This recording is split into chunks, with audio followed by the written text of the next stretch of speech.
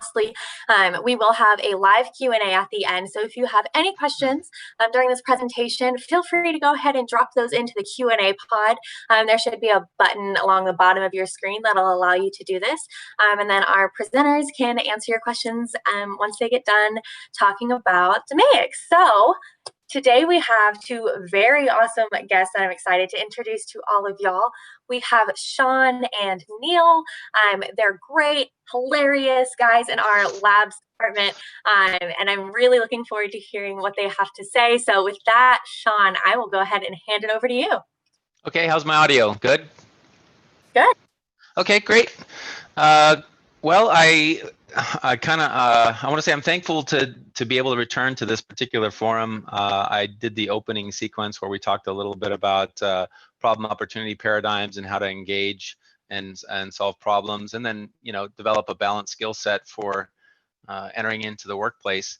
Today we're kind of pivoting a little bit to talk about test methodologies and how to approach engineering and certification as an engineer based on my experience. I also dragged along one of the key contributors that I have on my team that works in the mobile packet core within AT&T Labs, and that's Neil.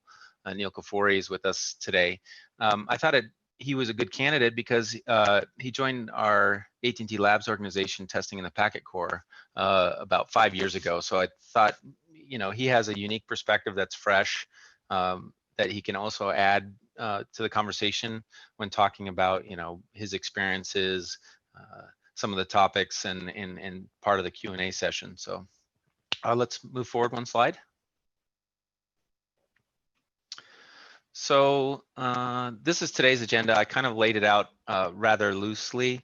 I'm really hoping to get some interaction with the Q&A. We got so many great questions the first episode, and I was really thankful for that. I'm hoping we get some interaction today to kind of share our experiences, provide some mentorship, answer some questions. I think there's probably a lot of questions people want to know: how to guide their career, what they can expect when they arrive in the workplace.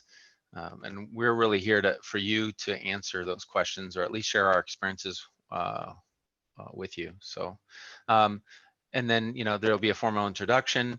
Then, where do you start when you're given a design opportunity? If someone comes to you and asks you to use your engineering skill set, where do you start? How do you structure your design approach? And then as you move into certification, or as you build systems around perpetual improvement and certification, how might you do that? I reference DMAIC, and we'll talk a little bit about that. Some of you that maybe work in different IT lifecycle management or in Six Sigma, or may have seen that before, but it's also applicable to the engineering mindset and the certification mindset, and we'll talk a little bit about that.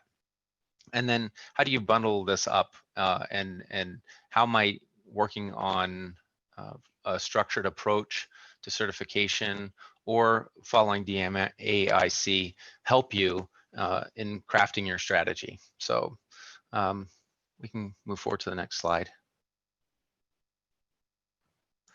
So some of you may have seen my previous introduction, so I'll try and keep it a little bit brief, but I'm a native of Seattle. I grew up in the area.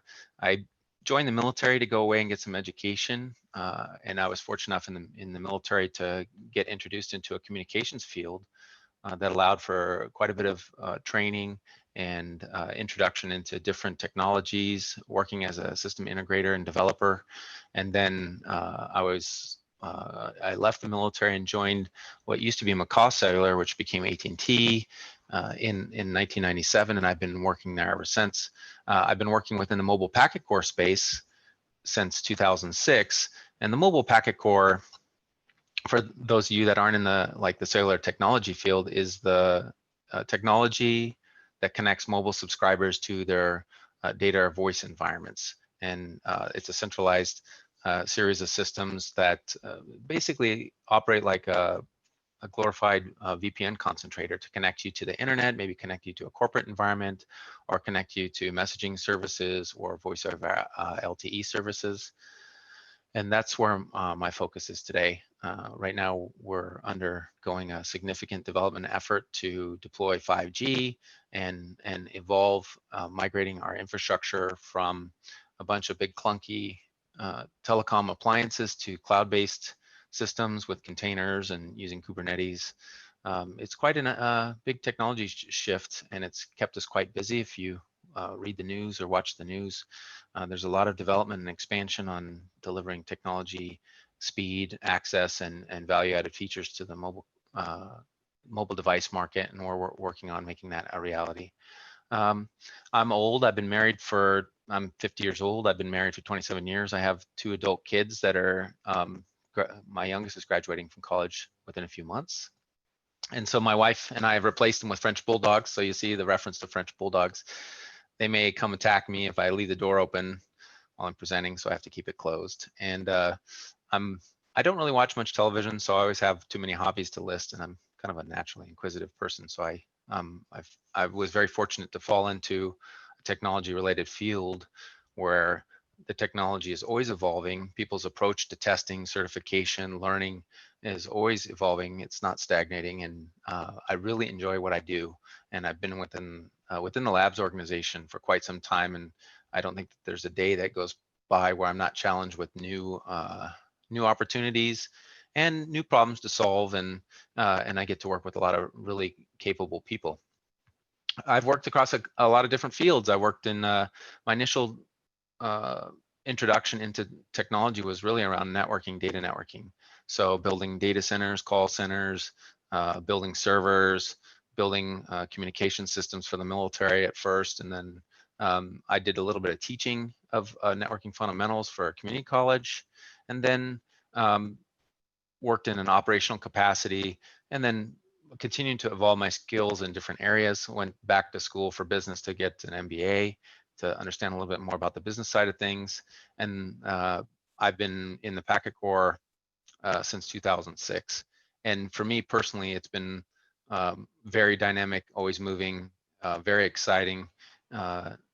Technology hasn't changed. I've got to work on some great projects, deploying the iPhone to North America through it for AT&T was one of my probably premier accomplishments.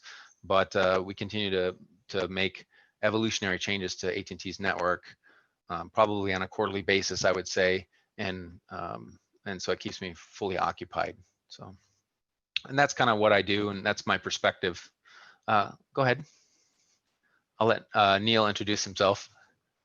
Sure, thanks, Sean. So I'm Neil. I've been working with Sean on the Packet Corps about 5 years now, and I'm really looking forward to our discussion today. So just a little bit of background about me. I got into computers in the middle of my undergraduate career.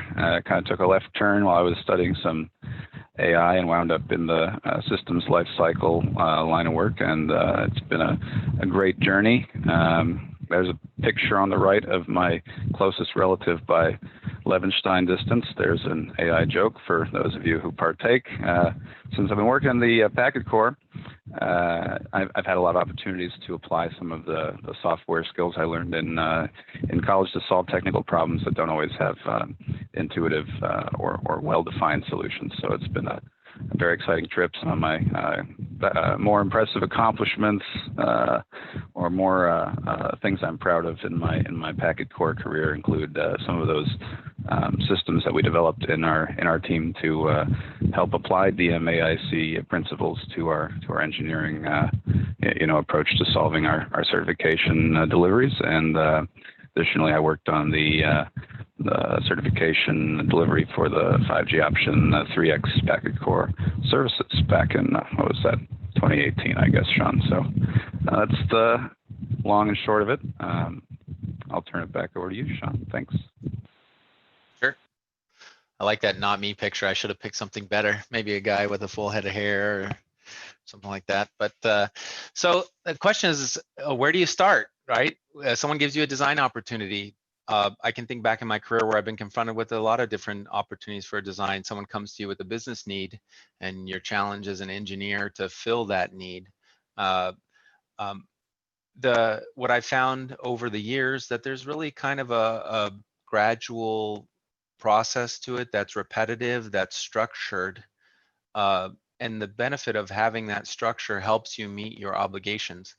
I think a lot of times when you get involved in a design-related, I keep calling it design opportunity, but really it's, you're going to design something. When you get in those type of forums, you get a lot of stakeholders involved, and you get a lot of people who inject their own requirements or that have their own specific needs, your stakeholders, and it can kind of be a free-for-all. It's a little bit of a pandemonium, I would say. So without structure, you really lack progress, right? So one of the things that you do when confronted with as an engineer, is you start with good requirements definition. And a lot of folks may not know what that necessarily means, but a requirement might be, in a software use case, it might be considered a user story. It might be a technical requirement, a specific technical requirement for performance or capacity or resiliency, redundancy. Maybe it's tensile strength or something if you're a mechanical engineer.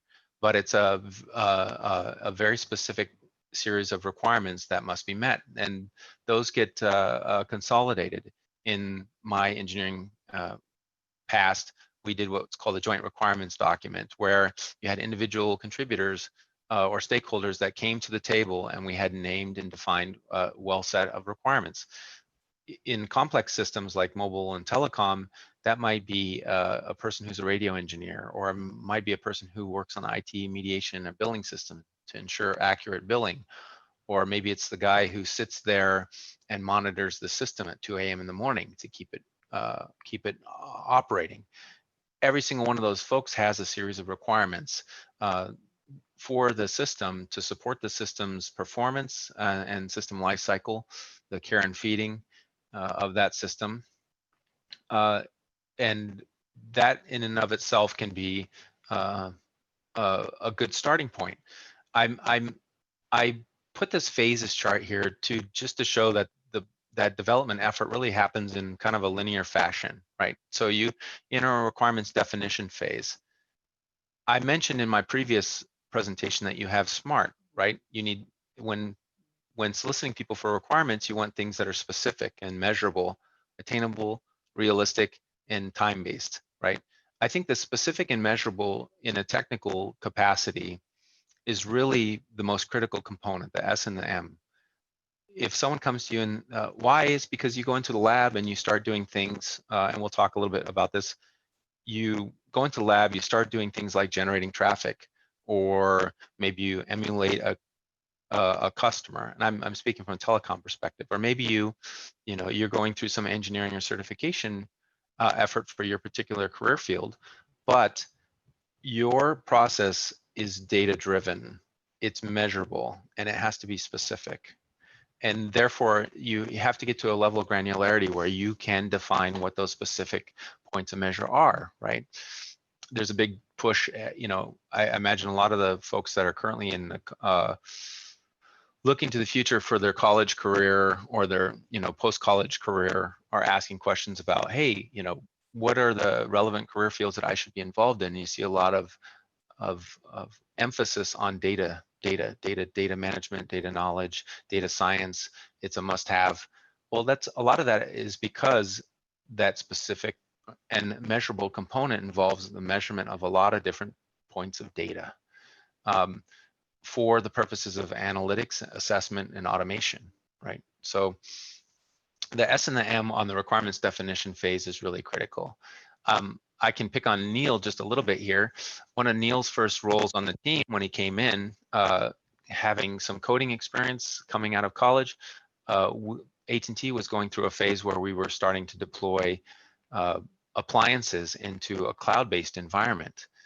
And in doing so, we took physical appliances that were just big turnkey boxes that only did a certain function, and we extracted the software and deployed them into quote unquote cloud or common compute systems.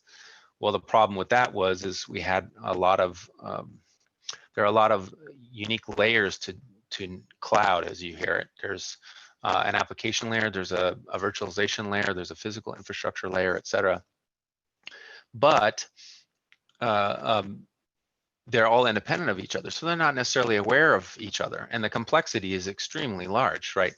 So one of the things that, and I knew that this was going to pose a problem. So one of the first projects that I asked for Neil's support on was we built a tool, and for lack of a better name, we call it EPCmon because we're not very creative.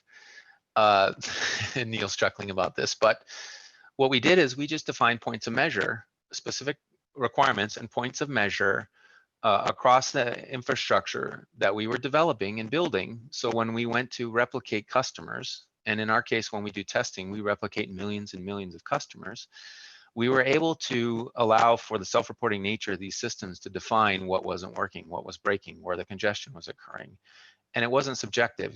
A human being can't go and look at 1,000 points of measure, you know, for a system under test without pre-positioning the ability to capture those with scripting and analytics. And Neil did an exceptional job there in realizing that vision. And we, very early in the program, I would say, discovered that there was some serious challenges with the cloud deployment strategy that we had because of things like congestion, or certain components or systems would be quickly overrun by the data rates that we give to current AT&T customers. And we pivoted, and fortunately we saved the company a lot of money and kept our customers happy, right? Sorry, I just wanted to touch on with Sean, and I think one really valuable ancillary benefit from that experience for me, which I think the story Sean's telling, I got dropped into directly out of college, where I had been working on some rinky-dink software assignments for my coursework, and came face to face with one of the largest software applications in the world, with one of the largest customer bases, running a simple test through that environment and trying to determine whether the services we were trying to deliver were succeeding or failing really wasn't feasible without thinking in great depth about those different layers of metrics we could collect for different components of the system as a whole, as determined by our definition step. Additionally, I used that opportunity to learn about the system itself, and then going forward, we were able to compound on that experience, which I think plays into what Sean wants to talk about next. Yeah, and so I think part of the it's funny because if you go back and look at the accomplishments, like to me, that was probably as significant a career accomplishment in discovering the potential for a catastrophic failure or a degrading of the customer user experience than launching an iPhone, right? It was that significant of a moment where we executed on a strategy and then discovered that through our requirements definition, the tooling necessary to do the appropriate measurement and assessment, that we were able to prevent the company from making critical decisions that might have negatively impacted our customers, right? So I go down this requirements definition phase, and what's funny is because when you ask people, kind of like if you're working in software and you ask people a user story, it's good to get free form, plain language definition of what people perceive a user story to be. But as an engineer, you kind of have to distill that to the measurable component of that user story, right? I want a luxury car. Well, define luxury. That's kind of subjective, right? An engineer might say a luxury car means that, under certain road conditions, that the chassis doesn't, move within a certain range or a certain frequency, et cetera, right? I'm not a mechanical engineer. I'm just kind of using that as an example. You can distill a plain language requirement into something that is measurable. I personally, when we go through that requirements definition phase, for the sake of expediency, I will say, is a requirement testable or is it assessable, right? Like, I want the best in class XYZ. People will write requirements like that. Now, one could say, if you're in a statistics class, you could potentially go out and choose a, surveying method with sampling and sample size, margin error, and things like that, and probably arrive at some sort of definition for best in class. I would say some of those might be accessible, or you just defer them because you can't, for the sake of time, money, or focusing on the engineering aspect of it, you might have to segregate those testable versus accessible. We have tooling that we use in order to help support the grouping of requirements, and then allow for us to construct test cases against those very specific requirements. I'll talk a little bit about that, but I wanted to talk about, I saw in the question, there was a question that kind of relates to the next bullet that I had, and it was a good question. Someone asked, what is a more prevalent approach to this type of release strategy or management strategy? They asked about Six Sigma, waterfall, or agile. For those of you that work in software, or maybe you're just coming out of your education and you haven't worked in a complex environment where you have to bundle and release a product, there's different release management strategies and development strategies. Six Sigma, I talk a little bit about that on a following slide with a diagram, and that's a DMAIC kind of feeds into that. And if you've heard of DMAIC before, it's probably because you work in proximity to Six Sigma as a means of qualitative improvement. In my experience, I've worked across waterfall and agile, and there's no doubt in my mind that agile is going to has vastly overtaken waterfall as a release methodology. What agile is it's a basis of using there's a defined methodology for it. You can go and study it, but basically you construct user stories into a backlog of items that you need to deliver. In this case, it may be, we can have a user story be synonymous with requirements. You construct them or group them based upon a particular cadence or velocity in which you can deliver those features or develop them, and then you release them periodically in the form of a sprint. Or you execute through them in sprints to deliver a particular target release, right? With everything, in my personal experience, in the telecom industry at least, everything is moving to being very software driven and software centric. We're in AT&T. If you talked to me 10, 15 years ago, it was kind of it had more telecom DNA than software-based DNA. If I were to answer that question now, I'd say we're definitely a software DNA, probably 95% software DNA. We've done a skills pivot, or our vendors are pivoting to a software-based driven product delivery. In doing so, we've adopted agile. On my team, as a matter of fact, about 2 years ago, I went out and hired a dedicated Scrum manager just to manage the sprint planning, development, user story management, reporting, using an agile-based methodology. So I would say it's probably imperative that if you're going to be entering into the workplace as an engineer, working in proximity to software or technology, you should be very familiar with agile. As an engineer, you probably want to take and make a qualitative approach to understanding Six Sigma as well. So just being mindful of time, I got to pick up the pace here a little bit. So having a formal methodology also helps you manage scope and helps you manage accountability and delivery, right? And I think agile helps with that. This is still in the kind of the requirements definition phase. Also, when people construct requirements, they shouldn't stack requirements. It's almost like a run-on sentence. When someone comes to you with the requirements, they say, I want to do this, and I want to do that, and I want to do this.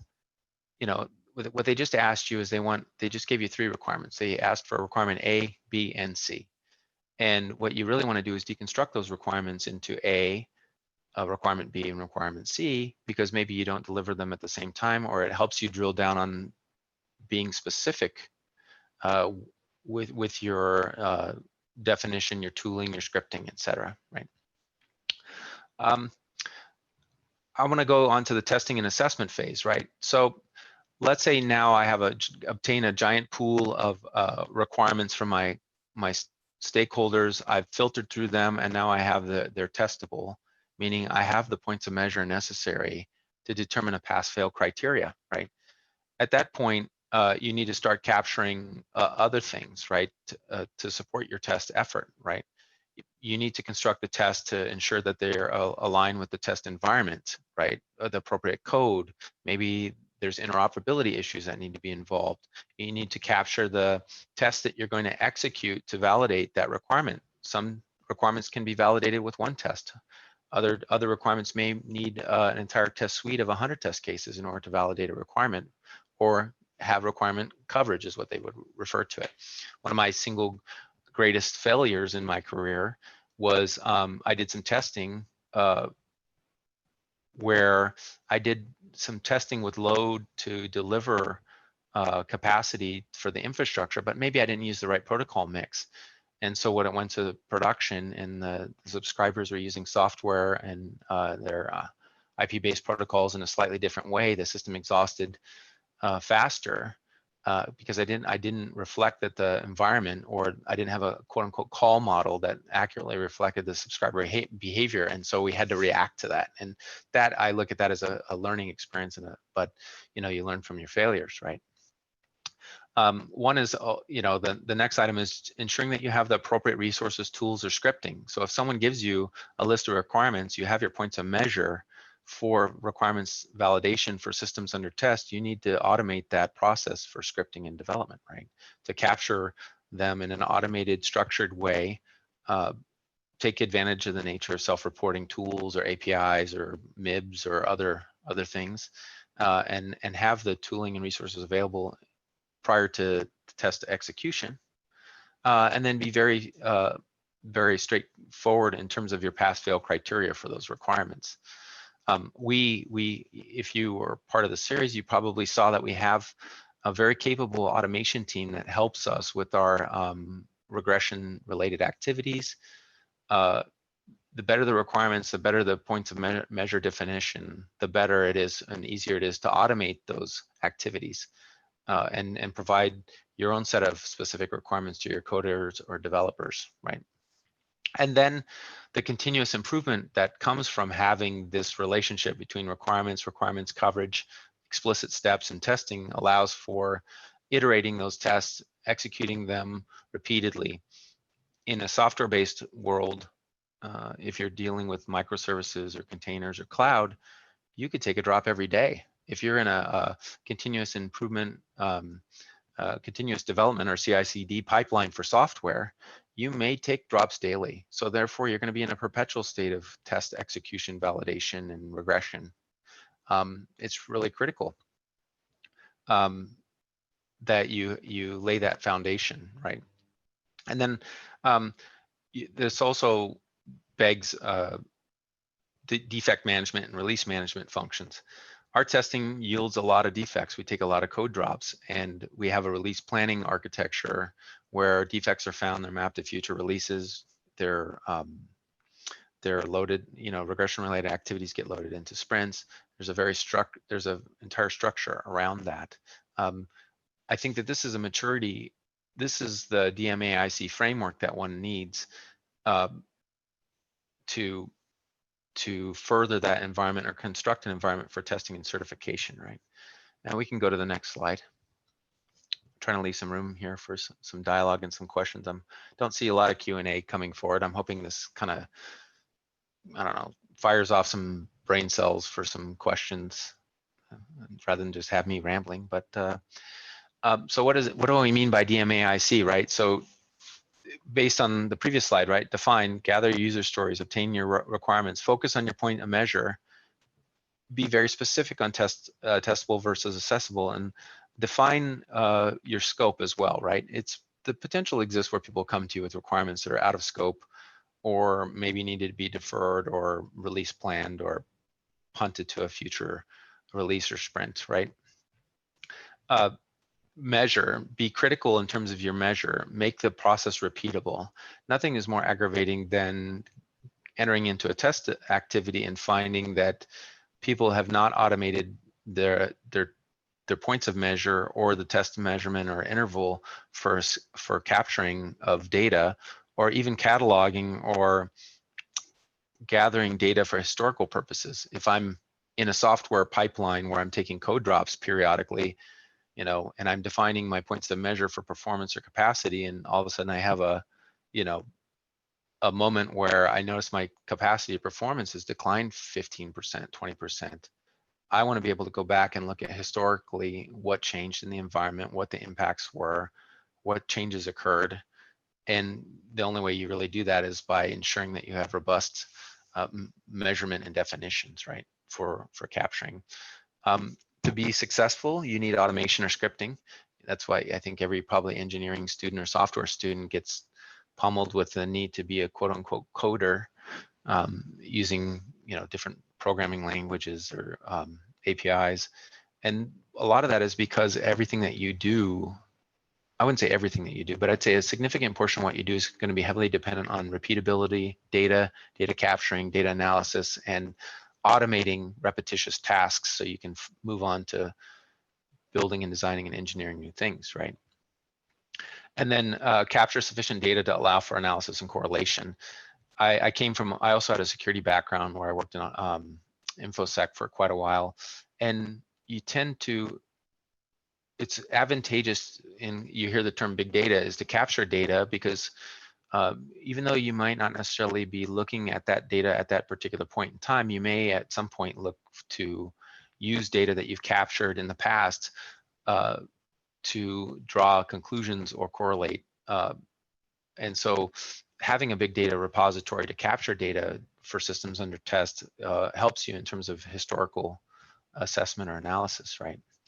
And then this is one that Neil's very familiar with, which is capture time intervals for queries to APIs, MIBs, or interfaces. So when we had to go and build a system to query, 20 different layers of compute or resources through virtualization layers, they have different timing intervals, different reporting intervals for KPIs and things like that. And a lot of times it's very challenging to reconcile them. So not only the point of measure in which they're captured, but aligning them around common schedules and intervals and comparative timestamps and things like that can be quite a bear, right? And then analyzing, this goes back to putting it in appropriate format to allow for automated analysis and assessment via big data. And in our case for automation, we also analyze, we automate a lot of regression related activities with well-crafted test case. You define your points of success, and later you can automate them. Is the value within an acceptable threshold? Is the value correct? Those type of things, right? And let's see.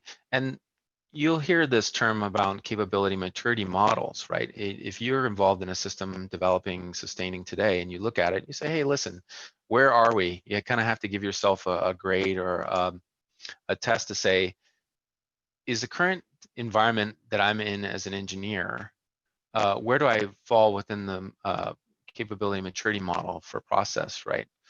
You don't want the guy that's crafting software for a 737 failing to be at level 5, right? There's some requirements in terms of capability maturity model. This is the improvement and control component of trying to elevate yourself to a higher level of quality and delivery. Someone asked about Six Sigma, but there's a it really drives to optimizing and moving up a capability maturity model there. Let's see. Let's take one more slide. I think I only have but another slide, and then we can go into the Q&A because I see a question or two. If we can move to the next slide.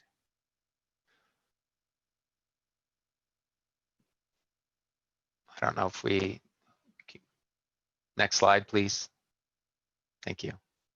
Someone asked about the Six Sigma. This is really kind of the thought that how do you climb the capabilities maturity model as you kind of follow this workflow, right? Define, measure, analyze. Maybe you modify the design, you iterate through it, optimize the code, fix the bugs, squash the bugs, optimize and evolve. And through this process, you eventually arrive to you iteratively improve the system. And if you achieve a high level of understanding of the data and the system itself, you'll be able to manipulate the inputs and predict the outputs without necessarily even fully executing from end to end, right? How do these approach? I kind of spoke across a couple of different things, but what I'm trying to drive is a particular mindset that you may be confronted with as you leave your environment and go into the workplace as a tester, an engineer, or a developer, right? You want to start with the requirements and allow for an assessment of those requirements. You want to focus on your key deliverables first, obviously, right, and prioritize those based upon the attainable portion of SMART. You can organize them based upon complexity, right, and be mindful of some problems are way more complex than others. Some requirements are way more complex to evaluate and assess. That's part of the scoping discussion, right? Drive, as an engineer, drive to be data-driven, right? These are, you don't want subjective results. And then, you know, with a well-defined strategy, there's not a lot of back and forth or herding of the cats when it comes to the performance of a system, the qualitative improvements that you're making in a system, et cetera. And it also helps you define scope. So, Neil, I don't know if there's anything you want to add before we dive into Q&A based on your experience or anything that I've spoken to. Yeah, thanks, Sean. I appreciate you running through this. One thing I liked, maybe a slide back or something like that. You talked about a couple of different aspects here. You mentioned not stacking requirements, and then when you were speaking on test automation, that reminded me of one application of the principles that you've been discussing here today that I thought was kind of a beautiful discovery as we were working through these problems in the lab. So in the course of automating some of our day-to-day regression test activities for the packet core, we have gone through an elaborate process of defining requirements and points of measure for various test cases. Basically, the story I'm trying to tell is about the way we included these requirements within the test case development in a unstacked way allowed us some flexibility. Maybe when we were running this regression test suite 6 months down the line from when it was initially defined, to decouple certain test requirements as requirements in our surrounding environment started to change and shift. So rather than having monolithic test cases available for us to run that we're used to running all the time just because we're in the habit of validating X at the same time we're validating Y, we were able to move faster and modify our test strategy within an individual cycle. That was a beautiful discovery for me when we hit those roadblocks for the first and time. So that's just something I wanted to throw out there. So we did get another question that came in on the Q&A line. Thank you for that. This came from Kamisha, and basically it was the question was does AT&T recommend engineers getting their green belt or black belt? And in my opinion, and I would say I'm not necessarily the best person to ask for that because I am so occupied with work, with emerging technologies, with the level of change that I haven't necessarily taken the time to pause and say, you know, how do I enrich myself in this particular way? But what I always say is you should always invest in yourself and your abilities and the ability to grow yourself personally and professionally. And I can't see where something like that would ever be detrimental. If you have the capacity, the cycle, the means in which to do it, you're definitely gonna benefit yourself. Even if it's gaining an understanding on the big picture, being forward-looking, and being able to enter into a conversation where you can direct people to think about the big picture rather than the very narrow picture in front of them. I think that's where I add the most value when I get into conversations these days, is I'm going to be forward-looking and I look at that iterative process for qualitative improvement that Six Sigma certification might give. I would say that it's probably beneficial. If you can't do it, you should at least familiarize yourself with it because the principles are sound. And yeah. I say you should go for any certs that give you the confidence to speak on the subject that you want to work in, right? So I would say that's probably what I believe would be the more important aspect of that decision, John. That's just my opinion based on what the job market feels like these days and these sorts of things, right? Yep.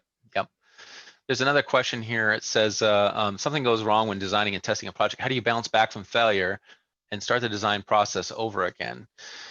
I think you touch on a really interesting dilemma, right? as an engineer, especially when you're on a compressed schedule and you start testing something, and let's say, we got a code drop, and this, I can just speak out loud. We just got a code drop a couple days ago, and we had to run a few hundred test cases in automation that are somewhat complex and take up a lot of resources. But if in that process of that certification we find a defect, we've done our job, right? Where we are in terms of AT&T Labs mobile packet core, every defect that we find means that our customer wasn't affected, our quality wasn't affected. So I look at the finding of a particular defect or problem as a win. I don't look at it as a loss. But some people will not necessarily take that approach because they say, oh, well, you're delaying the project, or oh my God, this means we got to go get another code release, or we got to engage a vendor on defect and triage and root cause analysis and scope of impact and things like that.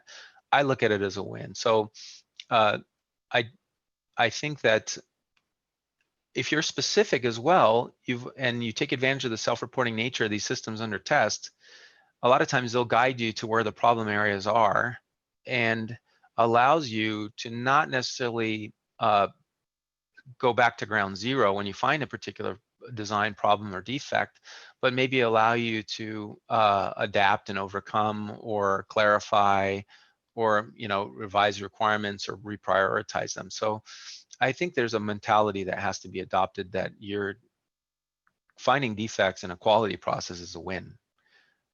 That's kind of a different challenge. So let's see. I would say, let me see. Neil, would you like to answer the question from Ashke, which is they ask, what are some of the common mistakes and challenges with the DMAIC approach? Sure, Sean. So, I mean, what occurs to me right off the bat is that just considering the size and scope of the projects and the systems that we work on a daily basis, applying the DMAIC approach, especially within the agile framework that we have in the lab right now, we end up repeating a lot of the same sorts of measuring and analysis steps on a daily or weekly basis. That's where automation becomes a very, very important component of this process for us, and it really pays huge dividends to put thought in. Nobody wants to hear about the forethought to save yourself the trouble down the line, but that's basically what we've learned the hard way as the pace of our software and service deliveries has exploded in the last few years. That's my reaction. Yeah, and you touch on a really interesting, just to characterize where the current environment is when using that velocity term that you just kind of alluded to, right? When we were, I'm going back to the comment or question that was asked earlier about waterfall versus agile. We used to deal with vendors that would give us major code releases every 3 to 4 months. So can you imagine that you have a critical defect, you're on an AT&T network and you got a device and it, you do some particular behavior and you have a bug that affects that behavior, you have to wait 3 months to get a vendor to deliver code to you. And then you have to go through a certification effort and interoperability, and then you have to deploy it to a production network. So that was very lengthy process. You're talking about once a quarter if you're lucky. Now, like I said, through the usage of automation, script development, regression framework, some of the principles that I talked about today, we're able to take code from a vendor and drive it through an automation certification process that has dramatically better quality, and do that in a matter of days, right?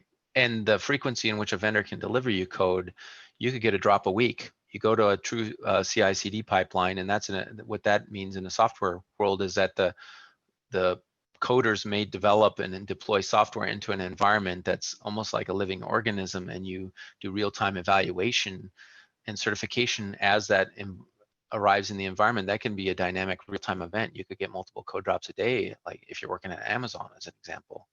So just shows you the nature of how things are changing and moving rapidly, and then you have to position yourself with automation, with scripting, with data to accelerate the schedule because the schedule demands it, right? Here's a question from Simon. It says, surely need a huge smart team. How do you choose your team? What what its component? I think our challenge has been just like everyone else. It's been a lot of times it's difficult to manage the amount that you can grow your team and right size it to the amount of work that your team has. And so from our perspective, we have to learn. We've been somewhat structured in terms of the total number of people that we have on our team, but the workload continues to grow very rapidly. So we're heavily dependent on automation to improve our team's efficiency and allow our engineers to continue to not be burdened with an inordinate amount of work. So I think, so our team composition today, we have a very diverse team, and we have people with skills that contribute to the greater good of the team. I like the diversity in the team. I purposefully went and recruited people that have different perspectives, skills, and then when they arrive to the team, I like to allow them to work to their strengths, right? We have on our, just as an example, on our team, we have people from China, from India, from Egypt. We have people with Palestinian roots. I think we have people from all over the world on our team, and it makes it for a very unique experience, and we get, it's beneficial. So I think I like to look at people who are critical thinkers, who are effective communicators, who have a demonstrated willingness to learn with aptitude, who understand big picture thinking. I think those are things that I look for. Yeah. Yeah, I just to add on to your answer, Sean, as kind of the rookie on our particular team, and somebody who's just way out of his league with respect to career engineers in telecom with day-to-day experience for the past 20, 30 years on these technologies that we've been working with.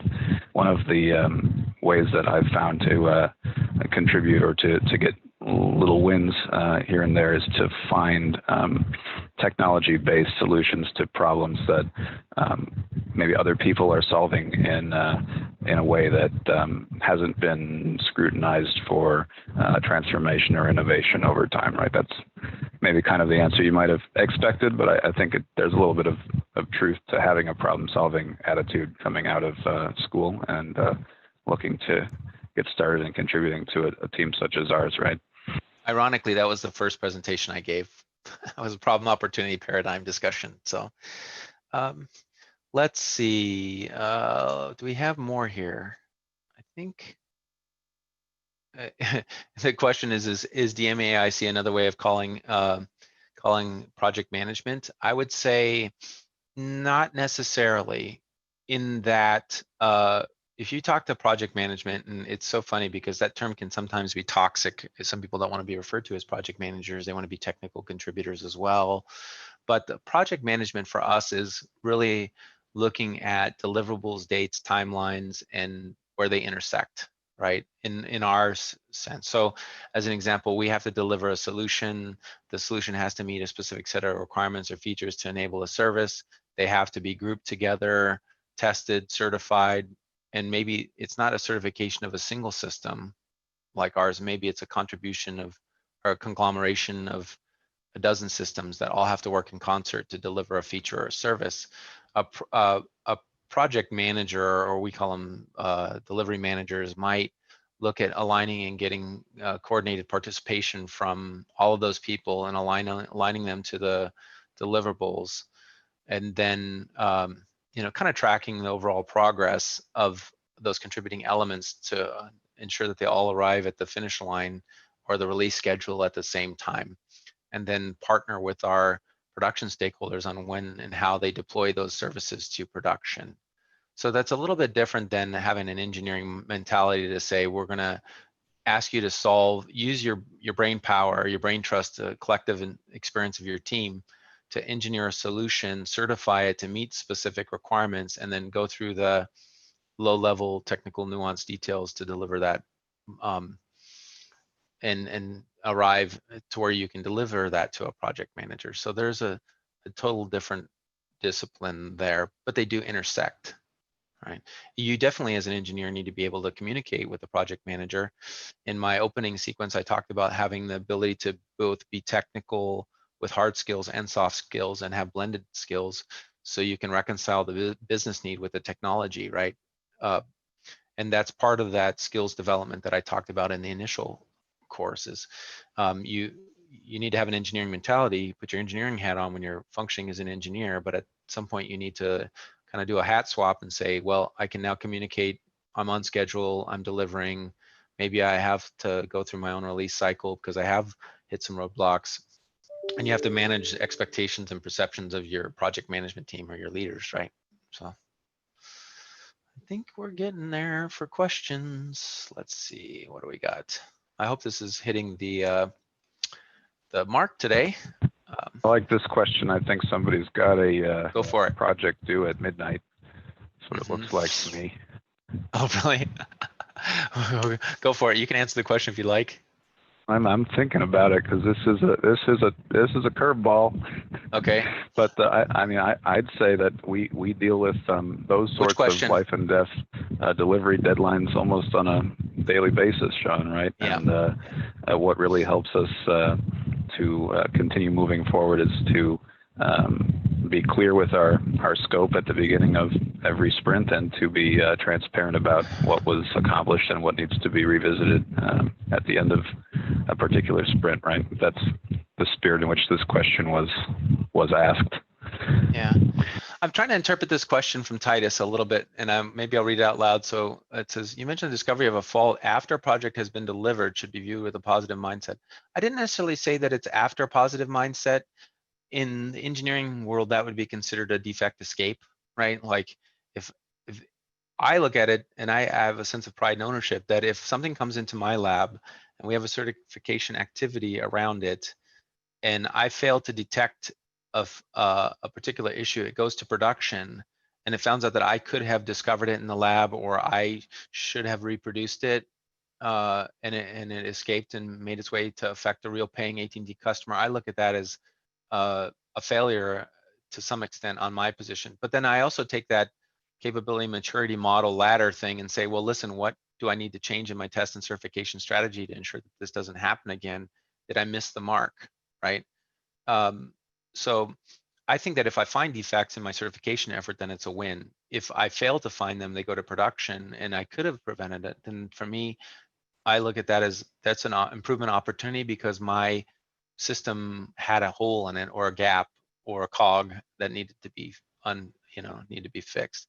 And then what framework should be adopted as a student when time is not one's advantage with a scenario like life and death in terms of delivery? Well, I don't know any delivery that's in terms of life and death, unless of course you're dealing not with working on that, I think, Sean. E911. Yeah, I'm not a surgeon. I'm thankful I'm not. People's lives aren't in my hands directly, but I do look at the availability of a robust network so people can place a 911 call as being critical.